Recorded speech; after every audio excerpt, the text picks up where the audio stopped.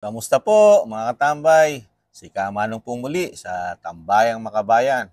Ito po, kukomentuhan po natin ng isang balita at ang survey, naglabas po ang survey about po sa napakatagal na pong issue ng ating bayan, ang pinagkakaabalahan po ng ating mga mamabatas, ang PI o ang Chacha. Ito po na naglabas po ang isang survey po sa ating bansa.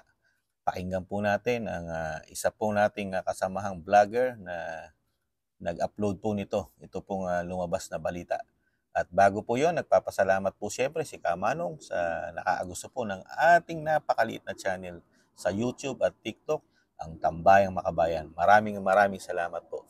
At siyempre, nag-iiwan din po si Kamanong na ingatan po tayo mga katambay sa ating pong mga biyahe.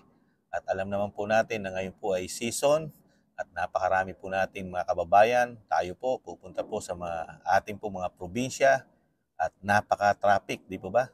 Tiis-tiis lang po at ganoon din po sa mga tatawid ng dagat. Ingatan nawa po mga katambay dahil talagang napakahirap po ngayon sa ating bansa. Dahil lahat po ngayon sa atin talagang sakripisyo muna at traffic, di ba? Number one. At sobrang init pa. Ito po, pakinggan po natin ang ating kasamang vlogger na nag-upload po, ang Showbiz Chika Dora. Pakinggan po natin mga katambay, ang gumuhong pangarap po ng sinasabi nila di umano si Tambaluslos at ang mga pwesto na pangarap nila gumuho daw di umano. Pakinggan po natin mga katambay at komentohan natin. Halos siyam sa bawat 10 Pilipino ang nagsabing hindi dapat amyendahan ang 1987 Constitution, kung saan 75% sa kanila ang nagsasabing hindi ito dapat amyendahan ngayon o sa anumang oras, ayon sa pinakahuling survey na isinagawa ng Pulse Asia. Sa survey na Ulat sa Bayan na isinagawa mula Marso 6 hanggang 10, ngayong taon, 88% ang nagsabing ayaw nilang amyendahan ngayon ang kasalukuyang konstitusyon, at 75% sa kanila ang nagsabing hindi na ito dapat amyendahan. Samantala, 14% ang nagsabi na habang hindi maaaring amyendahan ang konstitusyon, maaari itong amyendahan sa hinaharap. Sa mga ito, 6% ang nagsabing maaaring amyendahan ang charter noong administrasyon ni Pangulong Ferdinand Marcos Jr. Habang 8% naman ang nagsabing maaari itong gawin sa susunod na administrasyon. 8% lamang ng mga respondent ang nagsabing pabor sila sa pag-amyenda sa konstitusyon. Sinabi ni Pulse Asia President Ronald Holmes na tumaas ang mga sumasalungat sa mga hakbang na baguhin ang 1987 Constitution sa pagitan ng Marso nakaraang taon at Marso ngayong taon, na may 43% pagtaas ng oposisyon sa buong bansa at mula 31% hanggang 58% bawat lugar. Idinagdag niya na ang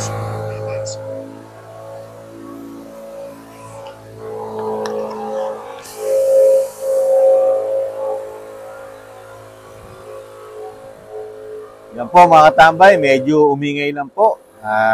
Pasensya na po, nasa labas po tayo.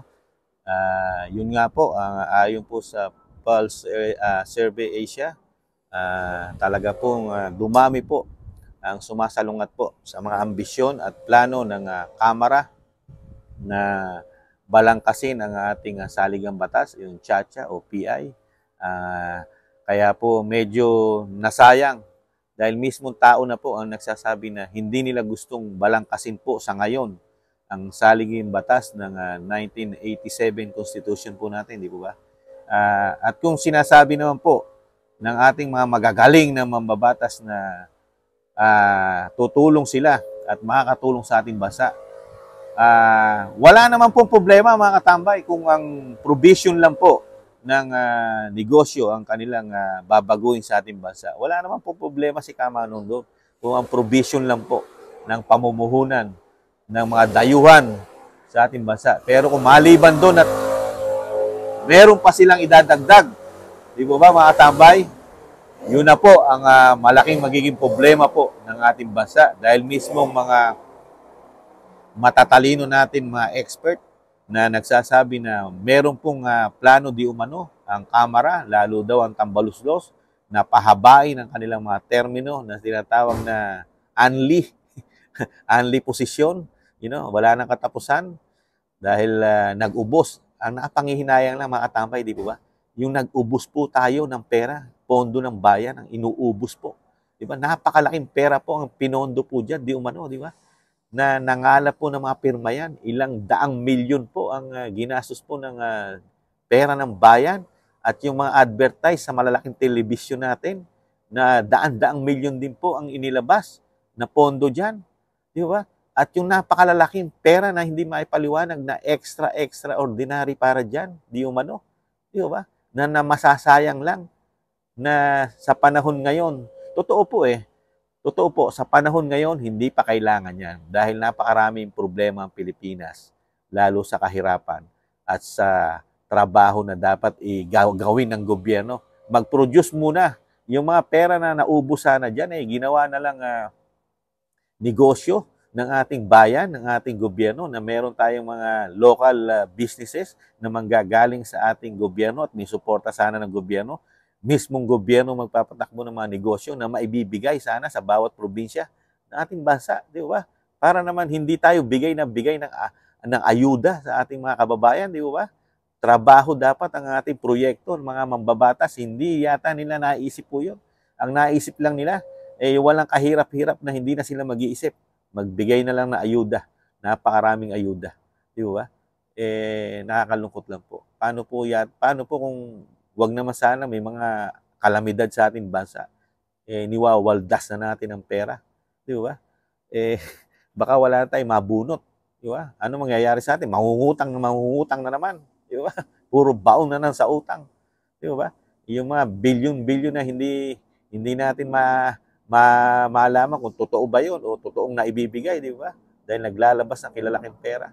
Kaya yan, nagsalita na po, mga katambay, ang mga majority ng Pilipino na hindi nila gusto ang ginagawa ng Kamara sa pagbabalangkas ng ating saligang batas, di ba? Ang Pulse Asia na mismo nag-survey at talagang 80% ng mga Pilipino ayaw sa panahon ngayon na balangkasin yan dahil napakalaki ng problema ng ating bansa. Uunahin mo pa ba yan?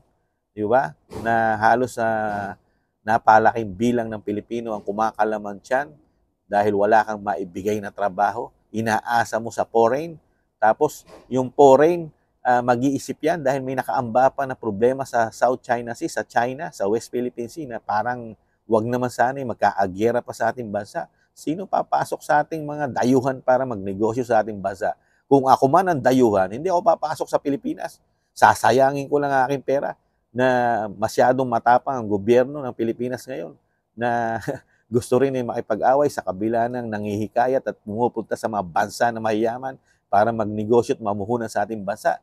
Pero sa kabila nito, gusto rin makipagyera. Walang papasok ng mga kapitalista sa ating bansa. Di ba? Pagka ganyan ang solusyon mo sa problema ng iringan ng iyong kapitbahay. Di ba? Dapat pakikipag-usap ang gawin niya. Puro pakikipag-usap. Kamukha ng ginawa ni dating Pangulong Duterte. Mag-usap tayo at parehas naman natin pinapakinabangan ng tubig. Pag-usapan natin yan sa mapayapang usapan, di ba? Sinama ko lang yun, mga katambay. Dahil si Kamanong nalulungkot na wag naman sana matuloy yung mga agresibo at katapangan ng ating administrasyon ngayon. Di ba? Pero ito po, ibalik po natin sa Kamara.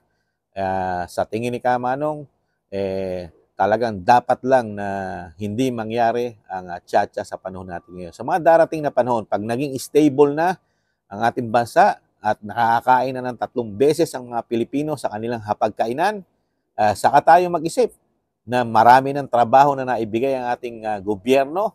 Why not? Di ba? Pero ngayon, halos sa mga Pilipino, dumidiskarte lang po. Di ba mga tambay? Nakikita natin, naririnig natin, napapanood natin sa balita, dumidiskarte ang karamihan natin Pilipino. Hindi na nakakain ng 3 beses ang araw. Di ba? Hinahati-hati na lang po. Limitado na lang dahil sa mahal ng bilihin. Pero ang ating mga mambabatas, ang inuuna, yung kanilang di umano kapakanan na mga unli posisyon na wala nang katapusan na nasa pwesto sila. Sana po hindi yan matupad. Tayo mismo mga Pilipino handa at nakapag-iisip na at matatalino na po ang mga Pilipino ngayon. Hindi na po kayang lokohin tayo ng mga mambabatas dahil mismo sila nabunyag, di ba? Paano mo pagkakatiwalaan ng isang mambabata sa ating bansa na meron silang napakalaking korupsyon na hindi nila naipapaliwanag sa atin, di ba?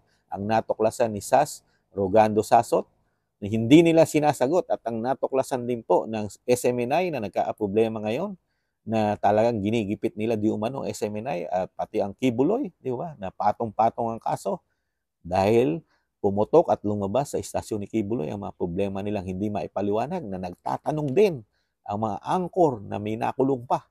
Di ba? Tinatanong sila na totoo ba na meron kayong mga extraordinary na wala sa pondo na kayo lang gumawa at yung inyong mga travel fund na sobrang lalaki di umano. Di po ba? Na sobra-sobra. At yung mga inyong mga tinatawag na confidential fund na sobrang laki.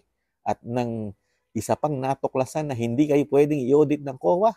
Resibo lang. Hindi kayo makapagbigay ng resibo. Pirma lang ang kailangan nyo ibigay. Natapos na, waldas na, o ubus na di umano ang pondo ng bayan. Taon-taon. Pirma lang ang kailangan nyo ibigay na ito na, tapos na. At hindi kayo pwedeng i-audit dahil meron kayong ginawang batas para protekta sa inyo. Di ba? Nung dating senador, di umano, na si Pampilo Lacson, sa kanya nang galing yung batas na hindi kayo pwedeng i-audit ng di umano ng COA. Kaya natuklasan na po ng mga Pilipino yan na never nyo sinasagot yan, mga congressman. Sa Kamara, sa Senado, never tinatapik po yan. Yung mga tinatawag ni Sasnal na naging legal corruption sa ating bansa. Sa napakahabang panahon, kung kukuwentahin natin sa calculator, masisira ang calculator sa dami di umano ng nakorap di umano sa ating bansa na hindi na sa dami, sa tagal, ilang trillion, hindi lang billion ang nawawala taon-taon sa ating bayan sa tagal na panahon na naging legal daw di umano ang korupsyon. Yun ang sabi ni SAS at ng SMNI. Kaya nagkakaproblema sila. Excuse me po. Kaya makatambay, komento lang po ni Kamanong ito. Kayo rin po, may karapatan mag-komento. Kung mali po ang aking komento, hulaan nyo po si Kamanong dahil komento lang ni Kamanong yun. Kaya muli po mga tambay, kaya ingatan nawa tayo at lagi ko pong sinasabi, ingatan natin ating bansa, hindi sa giyera. Gawin po natin ang ginawa ni dating Pangulong Duterte na makipag-usap sa mapayapa. Di po ba? Muli po, si Kamanong po, nagpapaalam na ingatan nawa po tayo. Paalam. Bye-bye.